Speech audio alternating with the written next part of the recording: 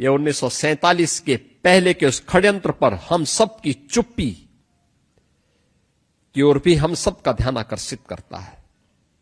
और ये लोग आज भी अपने सांप गोही का प्रमाण लेकर के समाज के सामने ऐसे घूमते हैं जैसे कि भारत इन्होंने बनाया है, जैसे कि भारत अगर ये नहीं होते तो भारत नहीं बनता।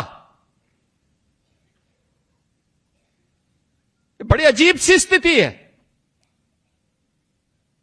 जिन क्रांतिकारियों ने अपना सर्वस्व न्यौछावर किया देश की आजादी के लिए, उनको भुला दिया गया।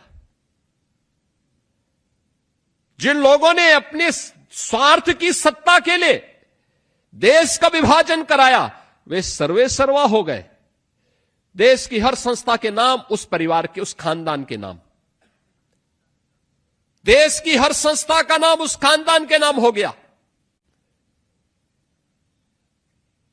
और हम सब मौन रह करके सब दृश्य देखते रहे। आज भी ये क्या कर रहे हैं? आज भी इनकी हरकतें क्या है? मैं भौचक था जब सिटीजनशिप अमेंडमेंट एक्ट प्रधानमंत्री मोदी जी लेके आए। एक्ट का विरोध कोई औचित्य नहीं था, लेकिन एक्ट का प्रावधान था कि अफगानिस्तान में, पाकिस्तान में, बांग्लादेश में, यानी ये तीनों भाग वह हैं जो अखंड भारत के हिस्से हुआ करते थे। आज से नहीं, हजारों वर्षों की विरासत एक साथ जुड़ी हुई है। और उसमें प्रावधान था कि इन देशों में कोई हिंदू, कोई सिख, कोई जैनी, कोई बौद्ध, कोई पारसी, कोई ईसाई अगर वहां से निकाला गया है और वह भारत में शरण लिए हुए 5 वर्ष हो गए हैं, तो उसे हम भारत की नागरिकता देंगे। इसमें कहीं ये नहीं था कि हम मुसलमान की जमीन लेंगे या कांग्रेस की जमीन लेंगे या समाजवादी पार्टी की जमीन ले लेंगे। ये कहीं नहीं था, एक्ट में कोई प्रावधान नहीं। लेकिन आंदोलन देश के अंदर करने के प्रयास हुए।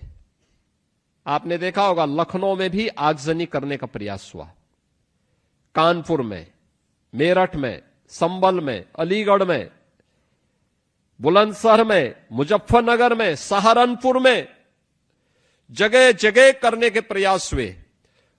तो गनीमत थी कि उत्तर प्रदेश की जनता जनार्दन की कृपा से यूपी में डबल इंजन की सरकार थी। आप सोचो अगर समाजवादी पार्टी की सरकार दुर्भाग्य से रही होती तो दंगों की इस आग से क्या यूपी उभर पाता? किस प्रकार का नग्न तांडव होता था? और तो उन्हें मालूम था दंगाइयों को कि दंगा की कीमत क्या चुकानी है अब। तो इसलिए वे अपनी मनमर्जी से कर नहीं पाए, लेकिन उनके दुस्साहस से बताते थे। और मैं ये नहीं समझ पा रहा था कि ये विरोध क्यों कर रहे हैं। हम पूछते थे विरोध का कारण क्या है।